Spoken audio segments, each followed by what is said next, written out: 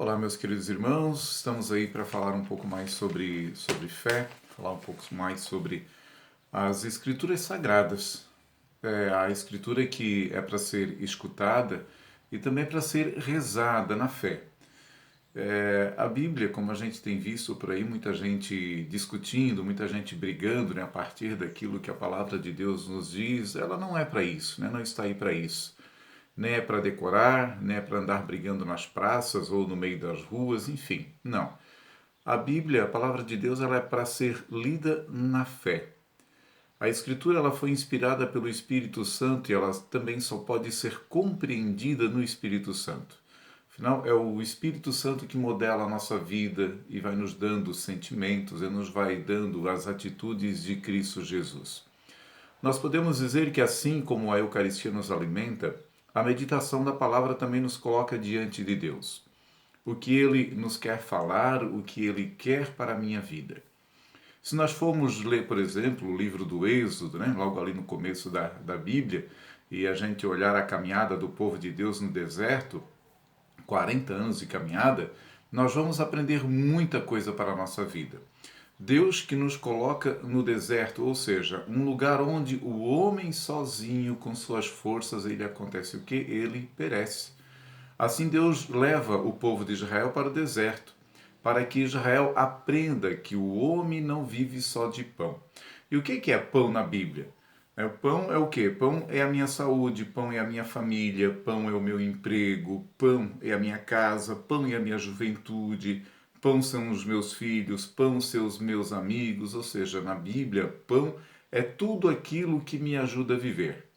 Ora, o homem não vive só dessas coisas, não é isso que nos diz Jesus, né? Não só de pão vive o homem. O homem vive de quê? O homem vive de verdade quando ele vive da palavra de Deus.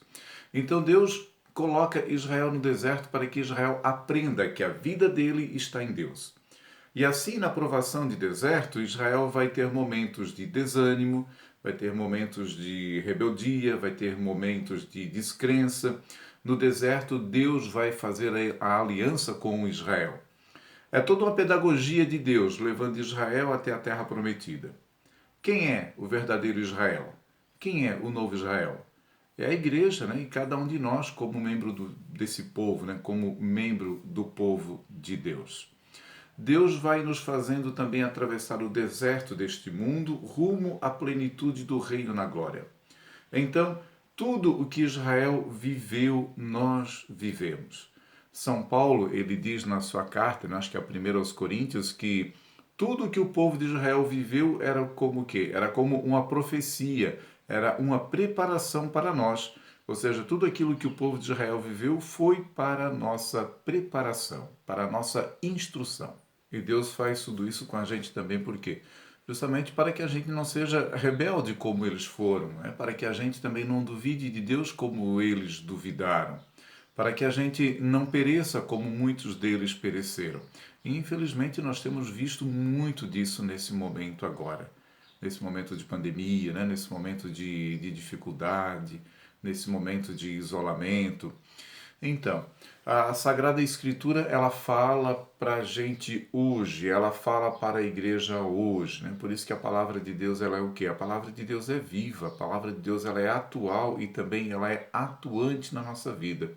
Nós temos, por exemplo, no Êxodo, né, um episódio da sarça ardente que alguns padres da igreja, inclusive, comparam, né, a Virgem Maria, a sarça que queima, mas não se consome, né? Nós temos aqui a imagem de Maria que dá a luz, né, e não deixa de ser a Virgem, né? A Virgem Maria. É ali que Deus diz quem Ele é. E ao mesmo tempo também não diz, né? Deus confunde a cabeça, né, de Moisés, né? Quando Moisés pergunta qual é teu nome? E Deus diz, eu sou. Tu és o quê, né? Diz Moisés. Eu sou o que sou.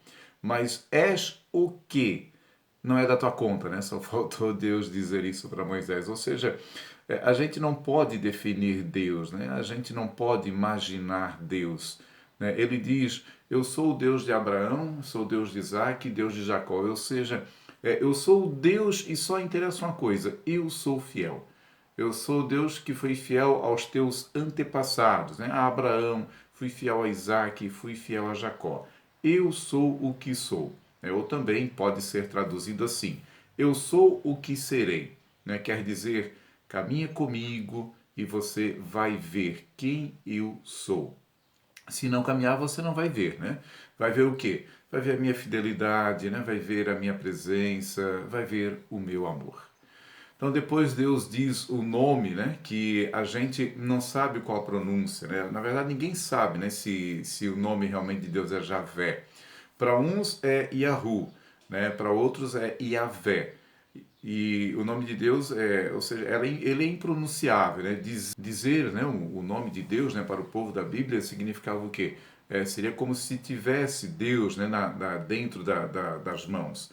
Mas Deus não está em nossas mãos, né? Tanto que o judeu, né, quando ele vê esse nome, né, nas Sagradas Escrituras, ele chama de quê? Ele chama de Adonai, que quer dizer Senhor, né? Ou meu Senhor. E o próprio nome Javé, que vem do hebraico, quer dizer o que é, ou aquele que está sendo, né? Mas está sendo o quê? Ninguém sabe, né? Porque Deus, na sua grandeza, ele é inimaginável. Quando Deus diz a Moisés, eu sou, quer dizer, eu sou porque Deus não tem passado, Deus não tem futuro, né? Deus é. Né? Até a gente dizer que Deus existe, na verdade, não está certo, né? Por quê? Porque Deus realmente não existe, né? Deus não é matéria, né? Deus não é palpável, não é tocável. Né? O que existe, na verdade, é a gente, né? Porque Deus, ele é, né? Porque existir quer dizer não era, né? E começou a ser. Ou seja, Deus não existe, porque Deus é. Tem uma passagem interessante, né, que liga a esta, que é quando Jesus ele andando sobre as águas, né, que é o que ele quer ultrapassar os discípulos na barca, né? Para quê? Para que eles o vissem também pelas costas, assim como Moisés viu a Deus, né? É aquela passagem daí diz, olha, não poderás ver a minha face, né? Me verás pelas costas, né? Justamente revelando que Jesus realmente era Deus, né? Por isso Jesus usa muito essa expressão, né? Eu sou, né? Eu sou a porta, né? Eu sou o caminho, eu sou a videira, né? Eu sou, é aquele que é Deus, é Senhor. Eu sou. Em grego, né, isso fica muito claro, que é a língua, né, a linguagem do Novo Testamento. Né? Em grego, quer dizer, eu sou, quer dizer, ego eimi, ou seja, não tem mais, eu sou. É o Deus Santo, é o Deus de Israel. Bom, durante essa caminhada no deserto, Israel quer arrumar a vida do seu jeito. Né? Por exemplo, quando Moisés sobe o Monte Sinai e fica 40 dias lá no monte, e o povo acaba o quê? O povo acaba perdendo a paciência, né? E começa a se perguntar, olha, e esse Moisés volta ou não volta, né? Esse Deus nosso é muito misterioso. Então faz o quê? Então Arão pede, né, para fazer um bezerro de ouro para que guie o povo. E o bezerro de ouro será como que a imagem de Deus para eles, né? Não que o povo esteja, né, estivesse negando a Deus, mas essa necessidade, né, até hoje, ou seja, o povo quer um Deus, né, que o povo pegue, né, que o povo controle. Esse sempre foi o desejo do ser humano, né? Então faz o quê? Faz um bezerro de ouro e diz, olha, aqui está, ó Israel, o teu Deus, né, que tirou do Egito. E a questão é que Deus não aceita ser controlado, né? Deus, ele é santo, ele é livre, ele é independente, né? Só tem uma coisa que conquista Deus, que é o amor e a obediência a Ele, né? A obediência amorosa. A gente pode ver isso muito claro em Jesus Cristo, né? Jesus que ele é obediente, né? Cristo se fez obediente, obediente até a morte e morte de cruz, né? Essa é a única coisa que dobra a Deus. Então Israel queria um Deus do tamanho dele, né? E é assim que muitas vezes as pessoas querem hoje, né? Queremos trazer um Deus à nossa imagem e à nossa semelhança. E não nós queremos, né, nos converter a Deus nesse sentido ou fazer a vontade de Deus. E isso Deus não aceita, né? Deus nunca aceita ser manipulado por nós.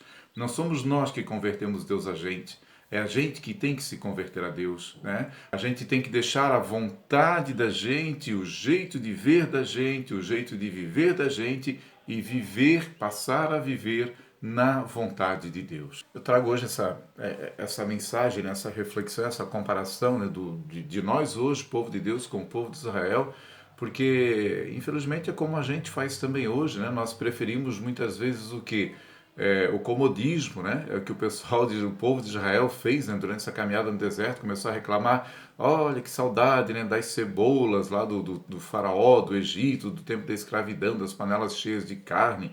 A gente era escravo, mas era feliz. Então nós temos muito disso hoje, né? Nós somos muito parecidos, na verdade. Nem nós somos esse povo de Israel hoje. Então nós preferimos muitas vezes o que? O comodismo da escravidão, né, nos vícios, do que a liberdade verdadeira dos filhos de Deus. É sempre essa busca, né, de eu controlar a minha vida, né, a busca de segurança, e muitas vezes a gente não entende que Deus não cabe nessa nossa lógica. Quantas vezes já Deus decepcionou a gente, não é verdade? Né? Ou seja, ele não faz como a gente quer. Né?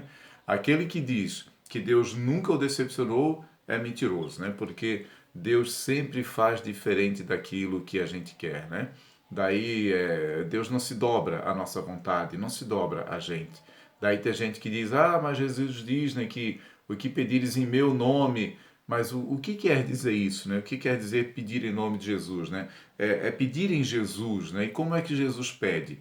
Que a minha vontade não seja feita e sim a tua vontade, né? E sim a tua vontade. Sim, Pai, porque assim foi do teu agrado. Essa é a oração verdadeira, essa é a oração em nome de Jesus, né? Israel teve que aprender isso, né? Na marra, vamos dizer assim. Como o pai que educa o seu filho, o Senhor te educou, né? O que vai dizer o salmista em relação ao povo de Israel, né? A caminhada do deserto. E o que Deus fez com Israel, Deus faz com a igreja e Deus faz com cada um de nós. Uma abençoada semana a todos, fiquemos na paz do Senhor e até um próximo vídeo falando um pouco mais aí das coisas de Deus, né, da nossa caminhada como filhos de Deus. Um abraço, até mais.